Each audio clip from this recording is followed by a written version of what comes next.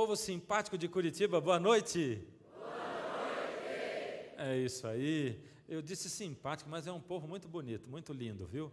Não é só simpático, não. Mas que bom que a gente está avançando. Você é nosso convidado e você que está em casa vai poder continuar assistindo o Clamor da Meia-Noite todas as semanas, porque para você não para, o tempo todo você vai ter a cada semana o Clamor da Meia-Noite. O Apocalipse 13 continua. O que é o cordeiro na Bíblia mesmo? Jesus. A gente costuma dizer assim, ai, coitadinho, é mansinho, feito um cordeirinho. Mas não é nesse sentido que está falando. Não quer dizer que ele falava manso como um cordeiro. Está dizendo que ela falava como cordeiro. Quem é o cordeiro na Bíblia? No Apocalipse aparece 31 vezes a palavra cordeiro. 30 delas se refere a Jesus Cristo. Isso no Apocalipse, nós estamos estudando o Apocalipse. Então a palavra cordeiro, ela tem uma ligação direta com Jesus. Jesus é o cordeiro. E aquele cordeiro era o evangelho do Antigo Testamento. De novo, vou lembrar, Jesus disse, João Batista disse quando viu Jesus, esse é o cordeiro de Deus que tira o pecado do mundo. O cordeiro. A única vez que esse verso aparece, não se referindo a Jesus, fala dessa besta que tenta se parecer com Cristo. Ela se mostra seguidora de Cristo. Ou seja, é uma nação cristã. Vamos juntar as características? Que poder político do tempo do fim surge num lugar pouco habitado, é uma superpotência global, é uma nação cristã. É isso que você tinha pensado ou não? Hã? É os Estados Unidos da América. E você vai ver, à medida em que a gente vai estudar hoje, que isso vai se confirmando mais e mais e mais. Ou seja, não faz sentido isso tudo? A gente estudando todas as profecias que a gente estudou de Daniel, onde Deus diz assim, olha, teve lá o império de Babilônia, depois teve a Medo-Pérsia, depois Deus, ele predisse o surgimento da Grécia, falou com detalhes sobre Alexandre o Grande, depois Deus falou que viria Roma, e disse como Roma seria dura. Deus predisse tudo isso e disse, depois não vai ter mais império mundial, e depois que não tiver mais império mundial, vai surgir um poder político-religioso, que em certo momento vai perseguir o povo de Deus. Esse poder vai ter uma autoridade mundial, e nós estudamos ontem, e aí diz na Bíblia, nunca mais vai ter um império mundial, e nós não temos um império mundial, mas diz, depois surge um outro poder, vindo de um lugar pouco habitado, é uma nação cristã, que se faz parecer com o cordeiro, e ela surge com um poder, uma abrangência global, e eu fico pensando, é a cara dos Estados Unidos da América, porque de todas as nações do passado e dos impérios mundiais, e a Bíblia diz, não haveria um outro império mundial, e realmente os Estados Unidos da América não são um império mundial, mas eles dominam o mundo inteiro, dominam ou não dominam? Sem ser império, eles exercem uma autoridade, não tem ninguém, ou seja, a gente constata que Deus sabia do surgimento dessa nação, e Deus sabia os detalhes, e Ele predisse, Ele disse, vai vir uma nação assim. Uau! Vamos para os detalhes, vamos para lá. Mas espera aí, então,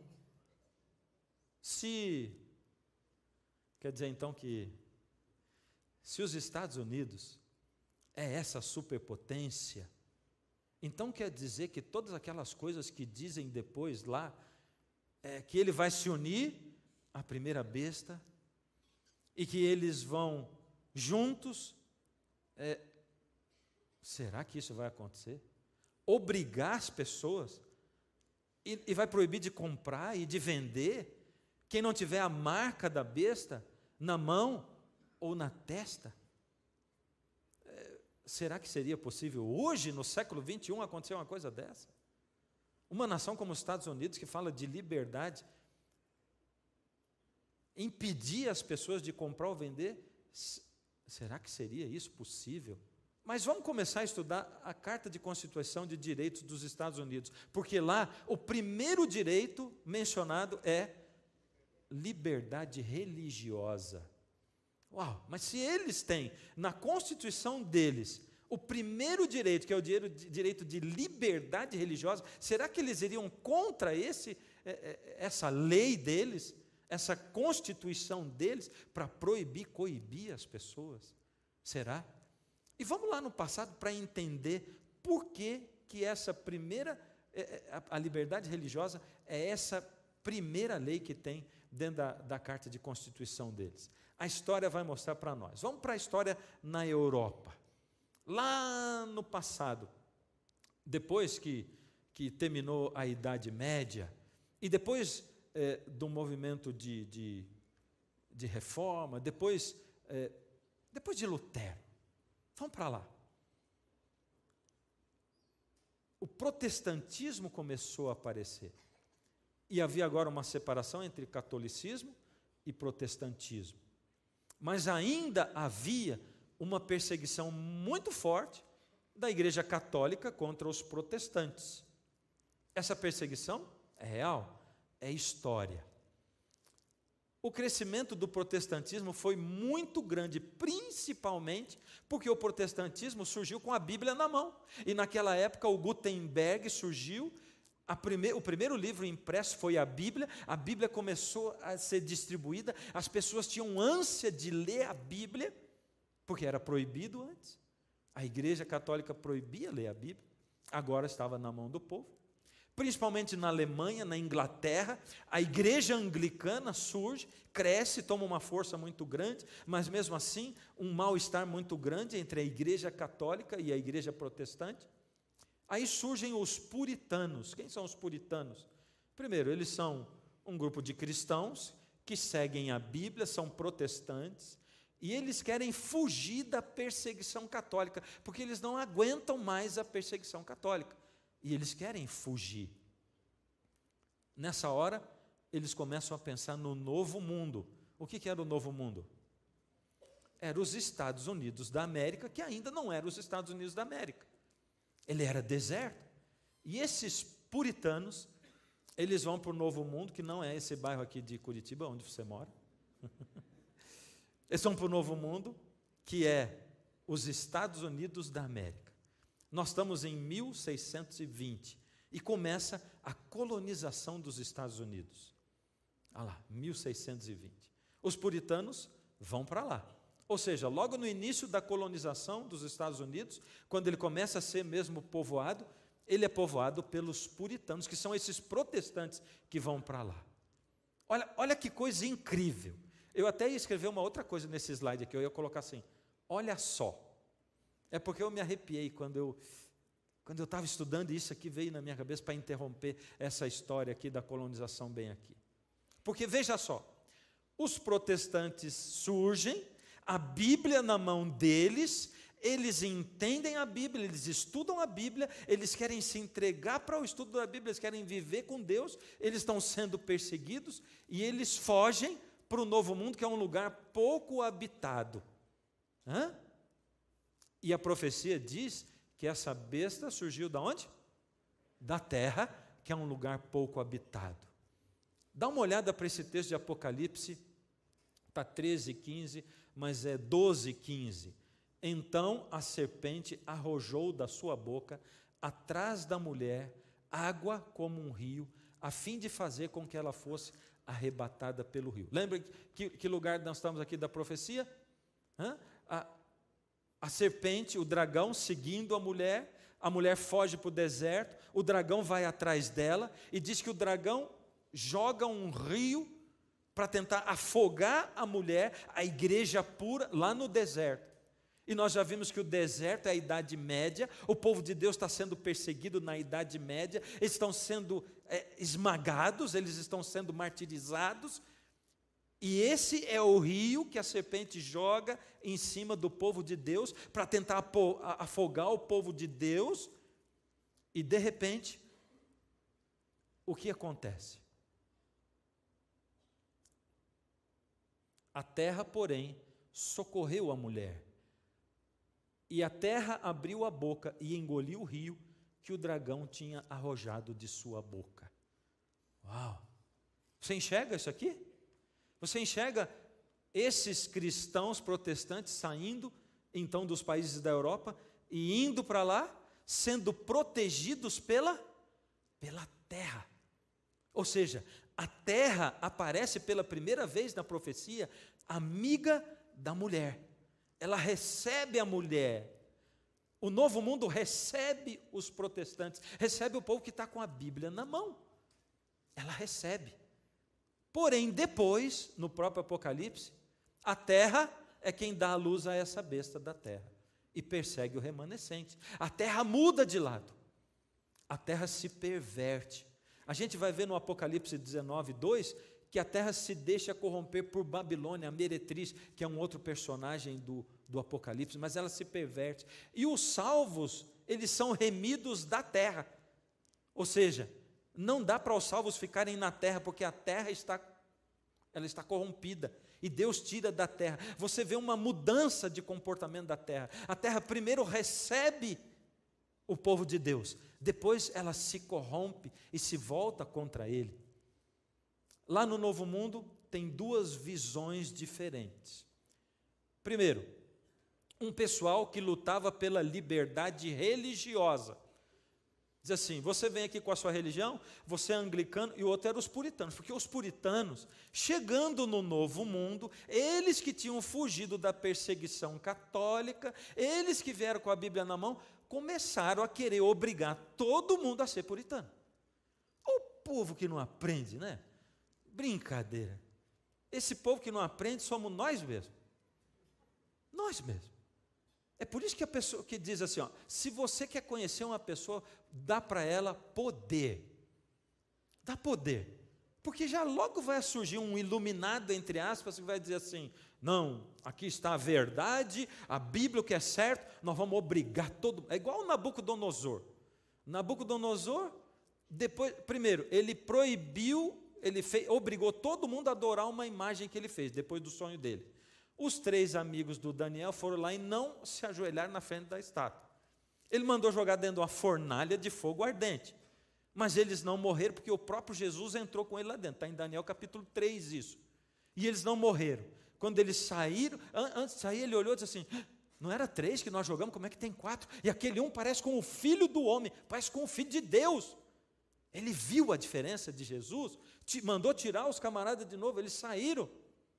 Não tinha nem um fio de cabelo queimado, e o Nabucodonosor se inclinou perante Deus, nunca mais eu vou fazer uma imagem para adorar, eu vou adorar só o Deus do céu, manda destruir essa imagem, e a partir de agora eu vou baixar um decreto, todo mundo é obrigado a seguir o Deus do Daniel e dos amigos dele. Olha aqui, dá para entender o tamanho da coisa que o ser humano faz?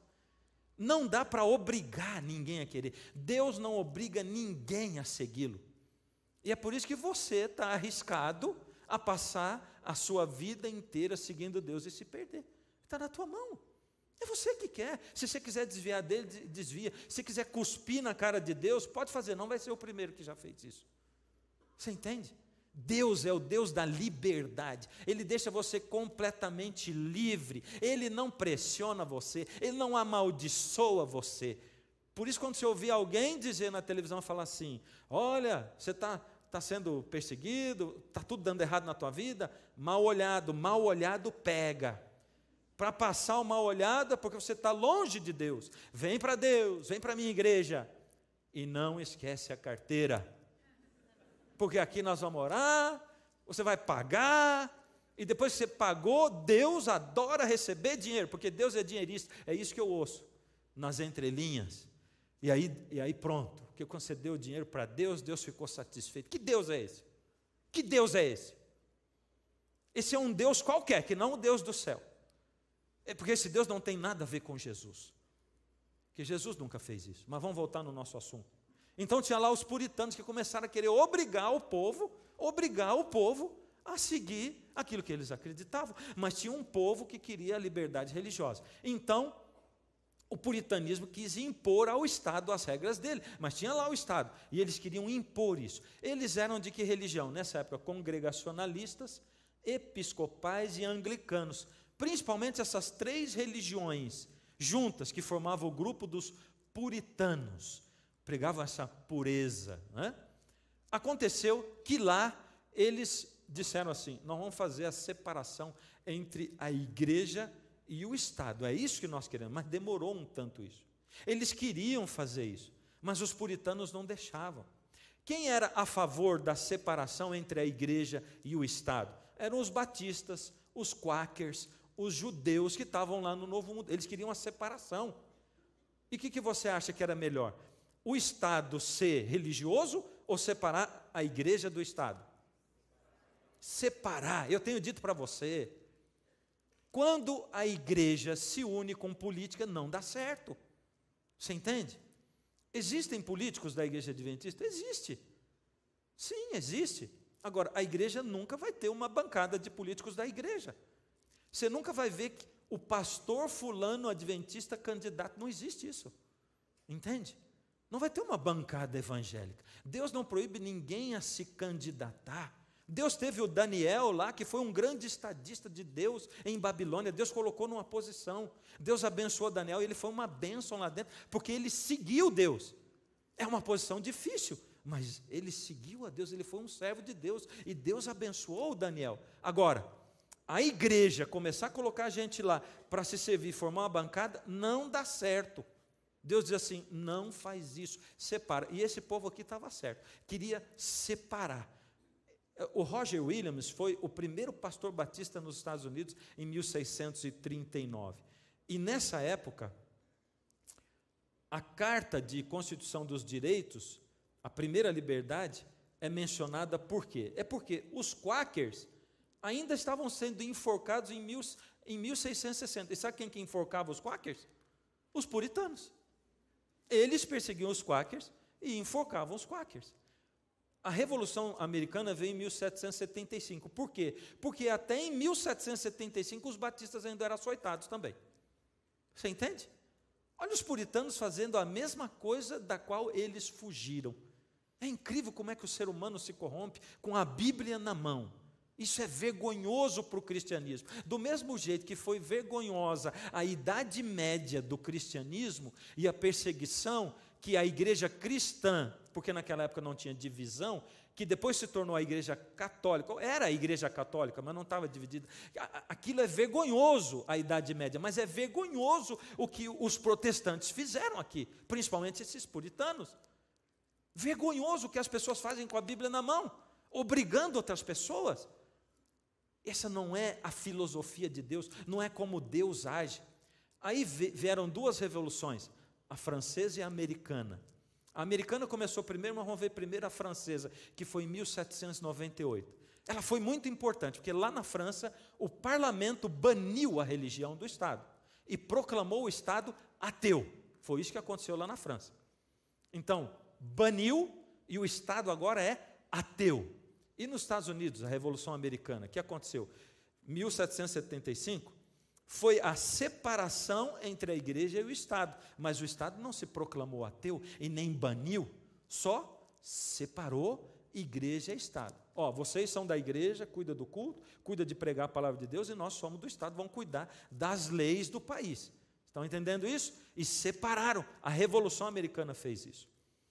Nessa época, os partidos eram liderados por pessoas não religiosas, porque separou a igreja do Estado. E quantos partidos será que existia lá nos Estados Unidos, naquela época?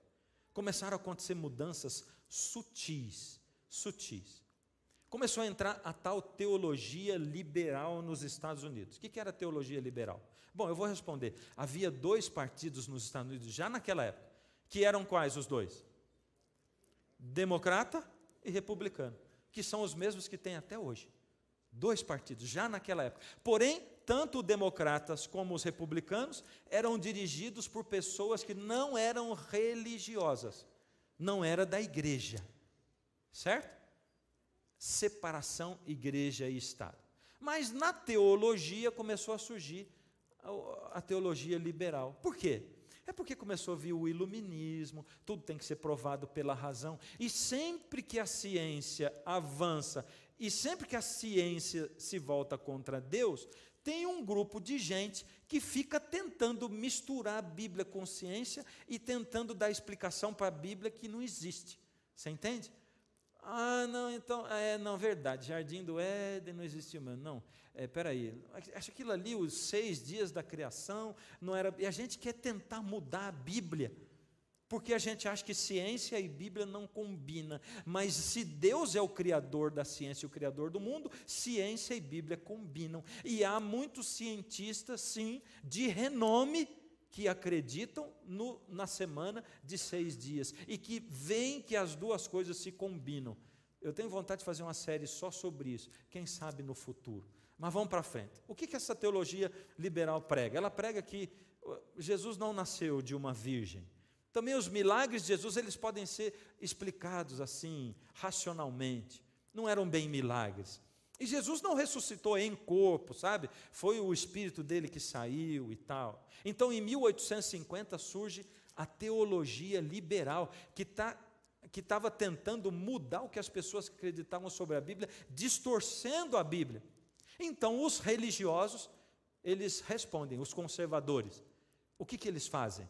Eles lançam um tratado que se chamava Os Fundamentos, uma coleção de livros, onde eles colocavam os fundamentos bíblicos, para mostrar, olha, Deus, a Bíblia, ela é assim, não muda a Bíblia é assim. E os fundamentos eram um tratado muito interessante e muito bom. Só não era bom o que eles fizeram com os fundamentos. Surgiu agora o fundamentalismo, um novo movimento. Sempre que surge um movimento, o negócio é meio complicado, né? Porque se mistura muito, pessoas com interesses particulares. Então, esse fundamentalismo, ele surge em 1900. Aí, veja só, os fundamentalistas fizeram no Tennessee uma lei. Eles ficaram influenciando o Estado, e conseguiram colocar uma lei. O nome do camarada que pôs a lei, o nome dele era Butler, por isso a lei foi chamada Lei Butler, que foi em 1900. O que dizia essa lei? Olha a lei. Será ilegal para qualquer professor ensinar qualquer teoria que negue a história da criação divina do ser humano ensinada na Bíblia, e ensinar em vez disso que o homem descendeu de uma ordem inferior de animais. Em outras palavras, essa lei estava proibindo qualquer professor ensinar evolucionismo na escola. Era proibido. Olha só. Bom, o que aconteceu por conta disso? Isso foi em 1900, né? Aconteceu que a União Norte-Americana pelas Liberdades Civis, ela anunciou, nós oferecemos defesa, advogado, para qualquer pessoa que infringir essa lei. Eles queriam ver o circo pegar fogo, né? Logo apareceu, numa cidadezinha chamada Cumberland, pequenininha, inexpressivo, um camarada John Scopes, que inventou de usar um óculos igual ao meu. Esse tal do John Scopes, ele era professor. E o que o John Scopes fez? O John Scopes foi e deu uma aula de evolucionismo na escola. E ele foi preso. E ele saiu no jornal. Ele foi tido como culpado por ensinar evolução. Isso foi 25 de maio de 1925. Esses dias atrás, não sei se foi esse ano ou ano passado, teve uma reportagem na TV sobre isso aqui. Isso aí se tornou tão público. Olha só aquela charge lá, né? O macaquinho levantando a mão assim, não culpado, pelo menos eu espero, né? O John Scopes foi julgado, foi condenado, e esse dia foi chamado o julgamento do macaco. Os fundamentalistas ganharam no tribunal, né, a guerra contra os liberalistas. Mas eles ganharam no tribunal e perderam para o ridículo, porque se tornou ridícula essa história. O julgamento do macaco. Só corria risada por aí tudo. E os fundamentalistas perderam a moral. O resultado foi que os fundamentalistas ficaram com tanta vergonha que eles disseram, tá bom, nós tentamos influenciar o estado do Tennessee, botamos essa lei, é melhor a gente ficar fora da política. E os fundamentalistas que estavam se aproximando da política nos Estados Unidos, eles foram para fora. E eles começavam a dizer, nossa tarefa é pregar e salvar almas, não é política. Esse era o slogan deles. Ou seja, em 1925, os fundamentalistas saem da política. Em 1950, 2 partidos. Quais eram os 2? Democratas e republicanos. Os 2 liderados por liberais. Os conservadores religiosos e os conservadores políticos, eles estavam fora da política. Deu para entender? Conservador religioso, um grupo.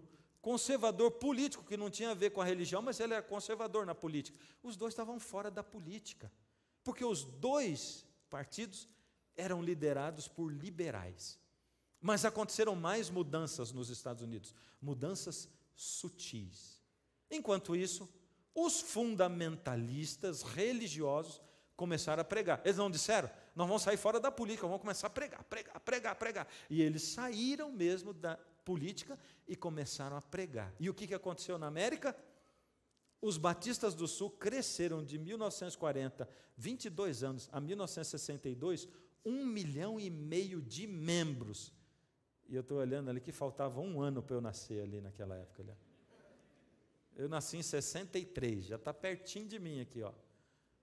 1,5 milhão de membros, cresceu muito, eles cresceram muito. E olha o quanto cresceu a Assembleia de Deus, ela quadruplicou o número de membros nessa época também, porque eles se voltaram para pregar o Evangelho. Mas também cresceu o liberalismo. Essa foi a época, 1960, quando veio a revolução sexual. Rock, sexo, drogas e rock and roll. Woodstock, aquela coisa toda. Essa foi a época da liberação sexual. Sexo, drogas e rock and roll. Isso é história recente. Em 1960, quem é o presidente dos Estados Unidos?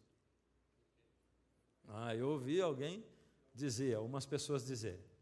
Olha só como é que estava o cenário religioso político da América. Tinha um forte anticatolicismo dos Estados Unidos, ou seja, a grande maioria da população era católica ou protestante? Era protestante. Eles não só eram protestantes, mas eles tinham um anticatolicismo muito forte. Eles morriam de medo que alguém católico fosse presidente da República. Então, eles tinham muito medo, eles eram anticatólicos, porque eles tinham medo da ligação entre a igreja e o Estado, e Kennedy era candidato, e candidato católico. Ou seja, Kennedy tinha tudo para não ganhar a eleição. Eles obrigaram o Kennedy, porque a popularidade dele começou a crescer muito, a fazer um discurso na associação ministerial, que nada mais era do que uma associação dos pastores protestantes em Houston. E olha só, o Kennedy, em 1960, o que ele falou no seu discurso? Creio em um país onde a separação entre igreja e Estado seja absoluta, onde nenhum prelado católico diria ao presidente, caso ele seja eleito, como agir, e nenhum ministro protestante diria aos membros de sua igreja em quem votar. Olha, eu acho muito interessante isso que ele está dizendo aqui, porque eu que sou pastor de igreja, não digo a ninguém em quem votar. Isso é orientação divina. Cada um tem que escolher por si. Eu só digo assim, escolha alguém que vá representar bem a Deus no governo. É isso. Das pessoas que você conhece, escolhe aquela que vai melhor representar Deus no governo, porque Deus gostaria de ser o presidente do Brasil. Deus gostaria. E se tivesse ali um cristão, alguém que seguisse a Deus e que fosse fiel a Deus, Deus gostaria que essa pessoa estivesse lá, porque Ele poderia dirigir o Brasil através dessas pessoas. Como Ele dirigiu Israel através de Davi, através de Salomão, através de Josias. Deus dirigia o povo através do governante. Deus pode dirigir a sua casa através de você. Deus pode educar os seus filhos através de você. Deus pode abençoar o seu marido através de você, esposa. Deus quer abençoar a sua esposa através de você, marido. E sabe, não existe um remédio melhor para um homem do que uma esposa de verdade. Porque ninguém como ela sabe exatamente o que dizer para fazer com que ele saia de qualquer problema que ele tenha. E nenhum remédio é melhor para uma esposa do que um marido, um homem de Deus que ama a esposa, porque ninguém como ele sabe o que dizer para fazer com que ela se sinta a melhor pessoa do mundo. Mas também não existe um veneno pior do que um marido e uma esposa quando os dois resolvem brigar. Porque ninguém sabe, como eles, em que ponto tocar para destruir o outro, para acabar com o outro, para fazer com que ele se sinta a pior pessoa do mundo. E Deus, do mesmo jeito que Deus está esperando para abençoar o seu marido através de você, esposa, o diabo também está esperando para amaldiçoar o teu marido através de você. E você pode ser o melhor remédio do mundo na mão de Deus, ou o pior veneno do mundo na mão do diabo para amaldiçoar a vida do teu marido, você, a vida da tua esposa. Você está entendendo? Que Deus não quer dirigir só o país, o mundo. Deus quer dirigir a sua vida e a minha vida. Ele quer dirigir a vida do seu filho. Ele quer dirigir a vida dos seus alunos. Eu não sou presidente da república, eu não tenho tanta influência. Você é professor? Professora? Deus quer falar com os seus alunos através de você. Você é garçom? Deus quer servir as pessoas através de você, porque Jesus fez isso, Ele serviu as pessoas. Não interessa, você é lixeiro, você é diarista, você é o quê? Deus quer abençoar as pessoas, assim como Deus também está esperando para abençoar pessoas através de um pastor, e o diabo está esperando para amaldiçoar pessoas através de um pastor, através de um padre, através de um ministro religioso, seja de qualquer religião que for. Deus está esperando. E é nesse momento que o grande conflito vem para a minha vida pessoal. É nesse momento que o grande conflito acontece na batalha diária da minha vida. Quando Deus está esperando para me usar o tempo todo, e o inimigo está esperando para me usar o tempo todo também. E aí quem decide quem vai ganhar essa guerra? Sou eu. Eu decido. E a minha pergunta é, olhando para esse cenário político, um país totalmente protestante, quase totalmente, tem um anticatolicismo odiando o cristianismo. Será que esse país pode se juntar com o catolicismo e dar poder a ele? Será que isso é possível de acontecer? Será? Isso é o que a história vai revelar para nós amanhã. O que acontece? Porque nós paramos em 1960 e nós não estamos em 1960. 60 faltava 3 para eu nascer, eu já estou com 52. Então nós estamos 55 anos atrás. E o que aconteceu nos últimos 55 anos naquela nação? E o que aconteceu nos últimos 55 anos dentro do catolicismo? O que aconteceu? Uma nação que era anticatólica.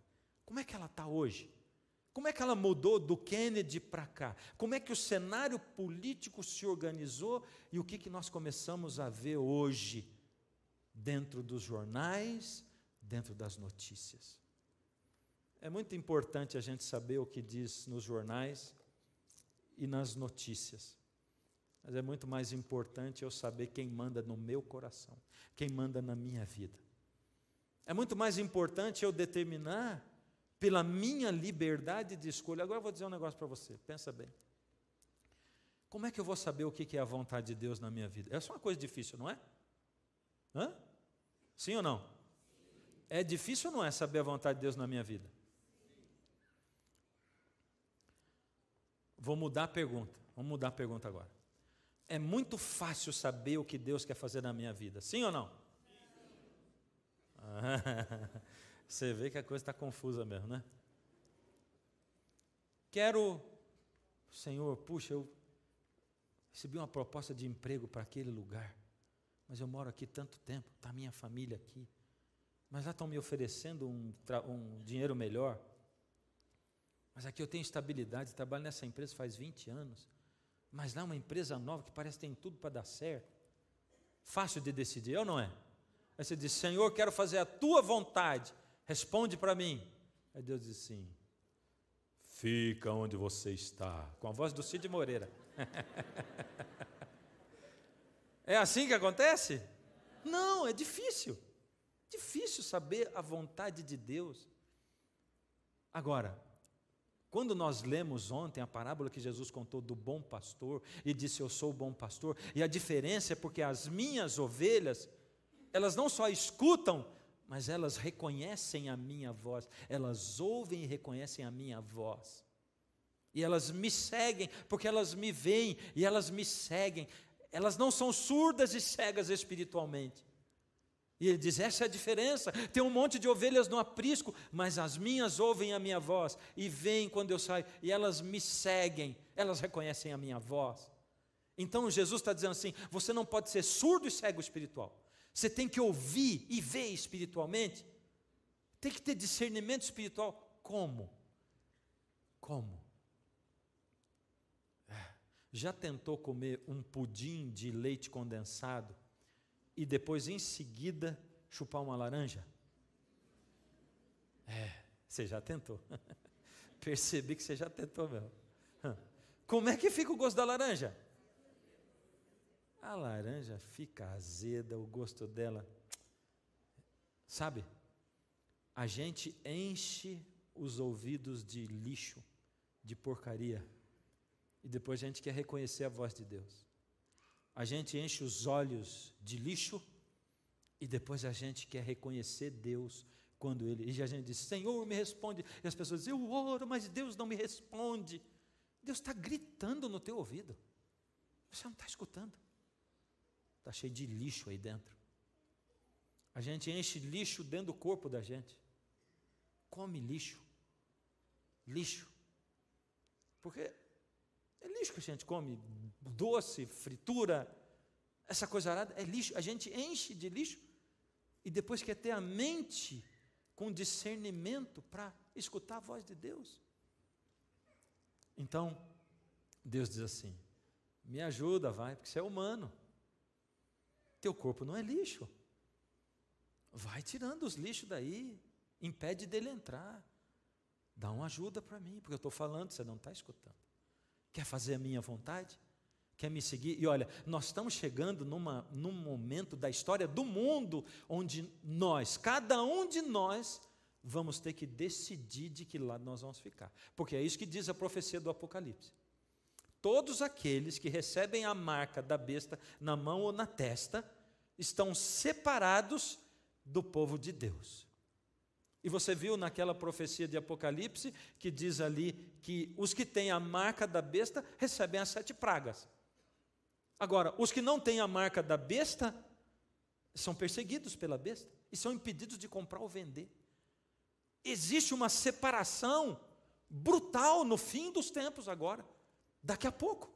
E você vai ver que a história vai chegar até nós. Amanhã a história chega a nós. No próximo programa, a história chega a nós. E ela parte daqui para frente. E a gente fica vendo o que vai ser. Deus vai dizer para a gente o que vai ser. Ele vai dizer o que está acontecendo. Porque Ele disse isso aqui 2000 anos atrás. E aí Ele diz o que vai acontecer. E Ele vai dizer assim, decide. Decisão é sua. Em quem eu vou acreditar? Vou ser usado por quem? Porque os dois estão esperando para me usar. Deus e Satanás. Os dois estão esperando. Em cada decisãozinha da minha vida. E sabe, se eu não treinar nessas decisões pequenas, quando chegar a hora de eu tomar decisão grande, você acha que eu vou saber tomar decisão grande? Eu preciso treinar na decisão pequena. É isso que Jesus disse na parábola. Diz assim, bem-estar, servo bom e fiel. Foste fiel no pouco, sobre o muito te colocarei. E o ser humano tem um olho desse tamanho, ganancioso, já pensa logo em dinheiro. Deus está dizendo que se eu for fiel com um pouquinho de dinheiro, vai me dar muito dinheiro. Não está falando de dinheiro. Ele está falando de fidelidade nas coisas pequenas da vida. Acorda. Ele não está falando de saúde aqui, ele está falando de vida eterna, ele está falando do grande conflito entre o bem e o mal, ele está falando da tua alma, da tua salvação, da coisa mais importante que você tem. Ou você quer viver só essa vida que passa tão rápido? Eu acho que não, você quer viver a eternidade, e eu quero viver a eternidade também. Eu disse outro dia nessa série, não aqui, lá em Porto Alegre, uma coisa que eu vou dizer de novo. Você já ouviu em casa, mas eu vou dizer de novo, porque isso está na minha alma. Deus fala para você e para mim de eternidade. Só que essa palavra eternidade, ela não aquece o coração da gente. A palavra eternidade, vida eterna, ela não é combustível para nós. Ela não faz os olhos da gente encher de lágrimas. Ela não me faz ter vontade de viver eternamente. É porque eu não sei o que é eternidade. Eu não sei. Se você disser para uma criancinha assim, de 4 anos, o que você quer? Coloca para ele, em notas de R$5, uma pilha de 50 notas de R$5. E põe um cheque de 1 milhão. E diz para ele, esse cheque é pré-datado. É para daqui 10 anos. Você quer essa pilha de nota de R$5 agora, e você leva e gasta tudo em bala e doce? Ou você quer esse cheque pré-datado de 1 milhão para daqui 10 anos, garantir o seu futuro, o seu estudo, sua faculdade, a sua saúde? Você acha que vai escolher o quê? Ninguém de nós tem dúvida. Ninguém tem dúvida. Simplesmente porque a criança não sabe o que é um cheque de 1 milhão. E a gente vive escolhendo as notinhas de R$5 quando Deus oferece para a gente do outro lado da eternidade. Eternidade? Ah, mas será que vai acontecer aquilo? Eternidade? Conheço ninguém que foi para lá, né? Eternidade. É exatamente isso. A gente não consegue ter gosto pela eternidade, vontade. E Jesus diz no Apocalipse, sê fiel até a morte, e dar-te-ei a coroa da vida. Você quer ver como é que termina o Apocalipse? Eu quero terminar lendo isso aqui. Pega a palavra, pega na tua mão, deixa o poder dela derramar sobre você. Deixa a influência dela encher a sua alma, os seus olhos. Deixa o seu corpo ser tomado pela luz da presença de Cristo, à medida que essa palavra sai daqui e entra em você. Porque a palavra não ilumina ninguém se ficar no móvel da casa. Ela tem que sair daqui e entrar em você. Olha só. Acabou tudo. O Armagedon já foi. Não existe mais Satanás e o pecado. E João agora diz... Capítulo 21, verso 1. Vi novo céu e nova terra, pois o primeiro céu e a primeira terra passaram, e o mar já não existe. Vi também a cidade santa, a Nova Jerusalém, que descia do céu da parte de Deus, ataviada como noiva, adornada para o seu esposo. Olha o que diz o verso 4. Vamos ler o 3. Então ouvi grande voz vinda do trono dizendo, eis o tabernáculo de Deus com os homens, Deus habitará com eles, eles serão povos de Deus, e Deus mesmo estará com eles. Sabe o que é isso? Deus que inspirou João a escrever, ele mostrou para João, e João disse que viu isso, ele disse que Deus vai morar no meio de nós. A gente não vai ficar mais se esforçando para falar um Deus que a gente não vê. Deus vai estar no meio de nós. E lhes enxugará dos olhos toda lágrima, e a morte já não existirá. Já não haverá luto, nem pranto, nem dor, porque as primeiras coisas passaram. Isso é eternidade. Isso é eternidade. Tem um hino que é um hino conhecido.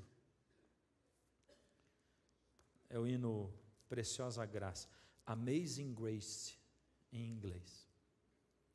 Enquanto eu falo aqui, eu vou pedir para ver se ele consegue mudar a minha música.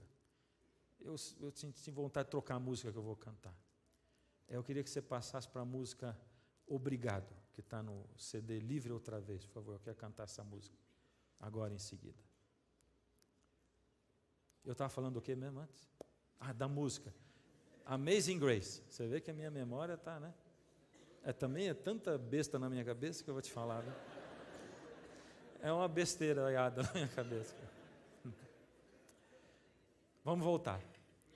Amazing Grace. Esse hino em inglês, ele é traduzido para o português, né? A gente canta: preciosa graça que Jesus. Ai, que lindo, tá bonito. A gente podia continuar, mas eu não sei a letra depois disso. Mas é o seguinte: preciosa graça de Jesus. Lá no meio dele tem uma frase em inglês que não foi traduzida para o português. Eu amo essa frase. Ela diz assim, eu vou falar com as minhas palavras.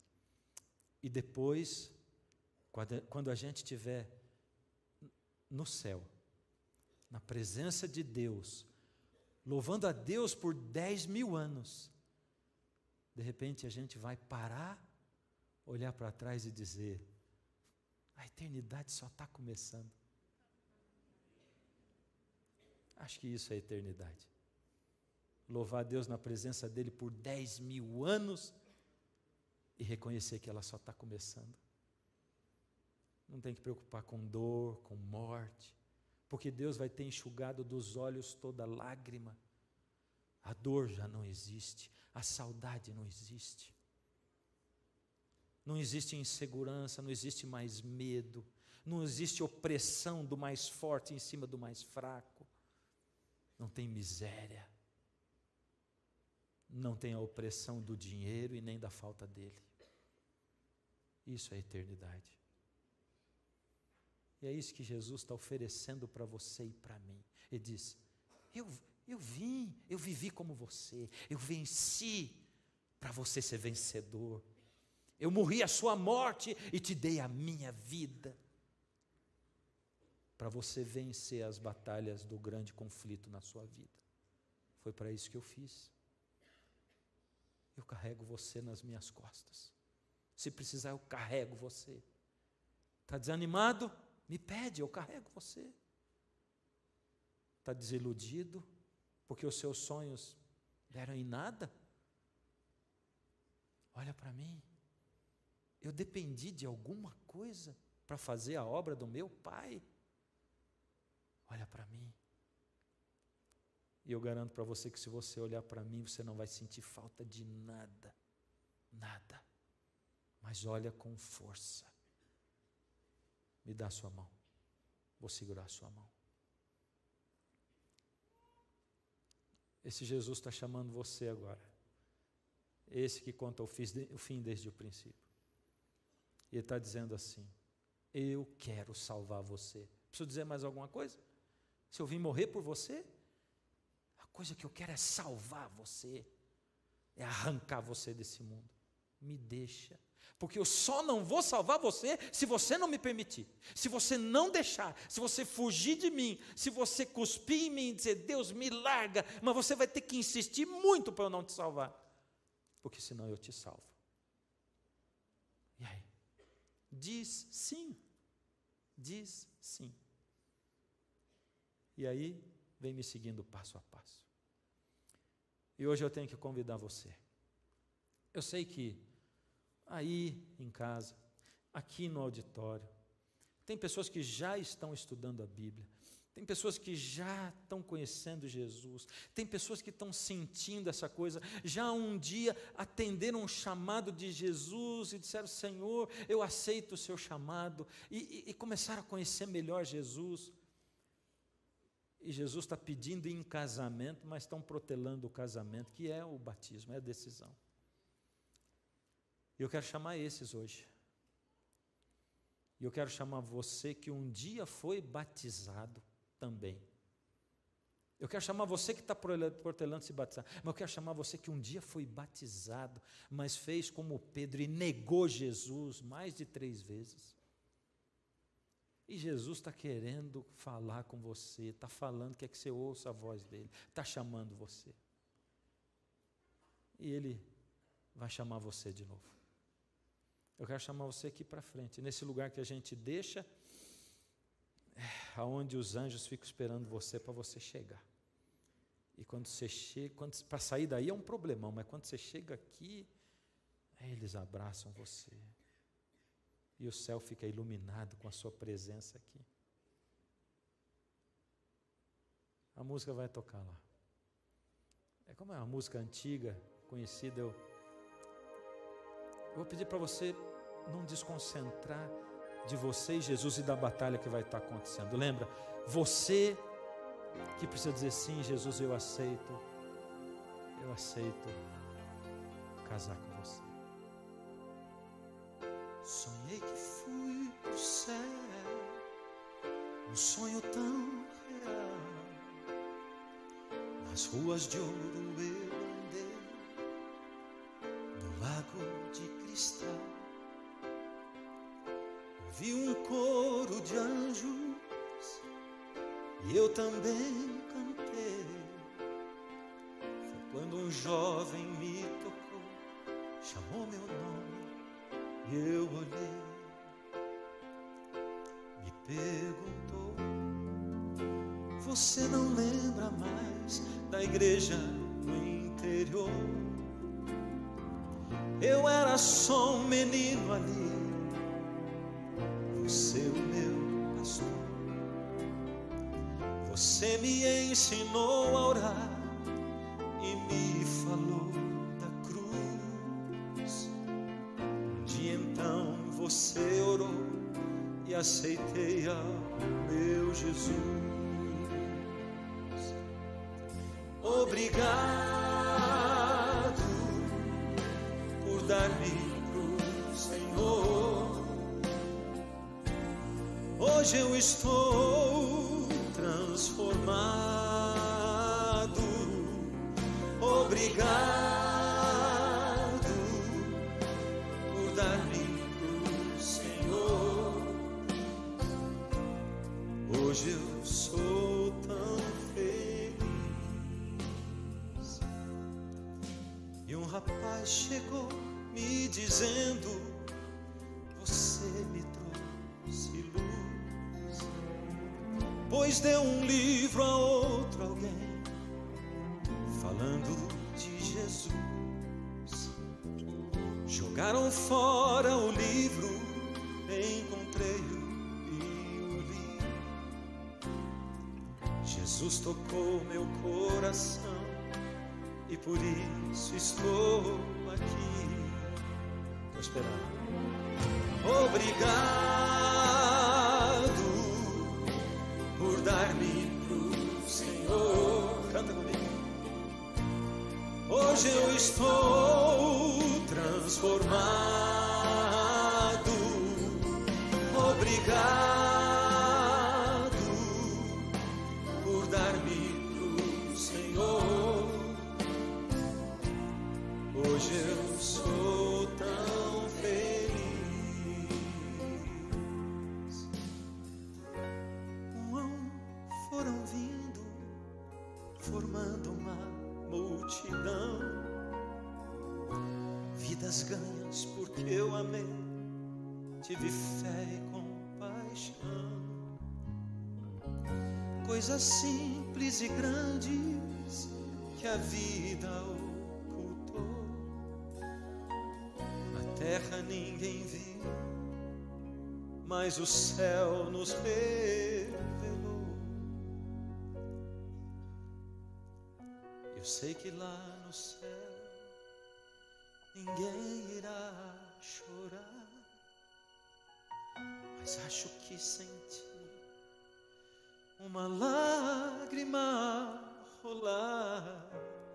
Jesus então chegou, tocou em minha mão, disse: filho, obrigado por dar teu coração. Obrigado. Falta você ainda. Cadê você? Vem.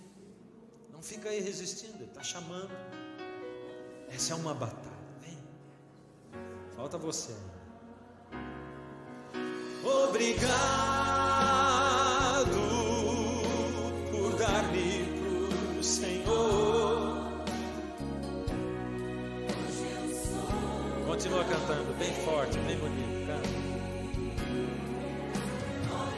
Obrigado porque eu estive preso e você foi me visitar. Obrigado porque eu estava nu, você me vestiu. Obrigado porque eu tive fome, você me alimentou. Porque eu precisava de um abraço, você me abraçou. Porque eu estava desanimado, com depressão, e você me levantou. Obrigado porque você me amou. Hoje eu sou tão feliz.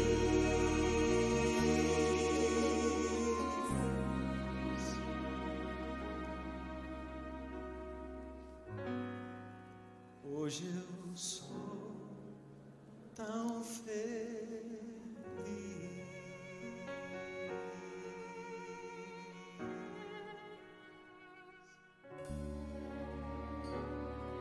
Senhor, ainda tem pessoas saindo dos seus lugares e vindo para cá.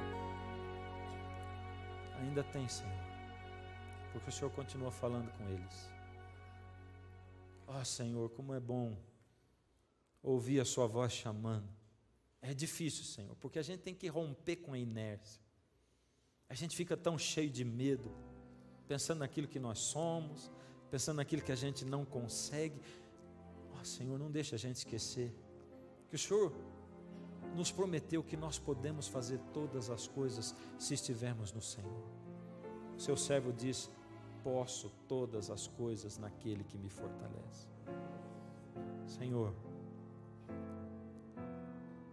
aqui na frente nós estamos sentindo o abraço dos seus anjos, o conforto deles, a alegria de estar aqui, Senhor, com um misto de insegurança que a gente não sabe o que vai ser o futuro. Mas o Senhor sabe, o Senhor viveu nesse mundo, a gente vive a vida inteira aqui nesse misto de insegurança. Nós queremos logo sair daqui, Pai. Toma a nossa vida nas suas mãos. Toma aqueles que não tiveram coragem de levantar, Senhor. Estão num processo ainda. Que eles não desanimem. Toma conta deles, Pai. E fortalece aqueles que vieram, para que eles realmente façam a entrega que o Senhor pediu. Tem alguns aqui que vão batizar agora, daqui a pouco, uns dias. Alguns daqui mais um tempo, Pai. Toma-os nas suas mãos e os acompanha até lá. E depois, até a vida eterna. Em nome de Jesus. Amém, Senhor.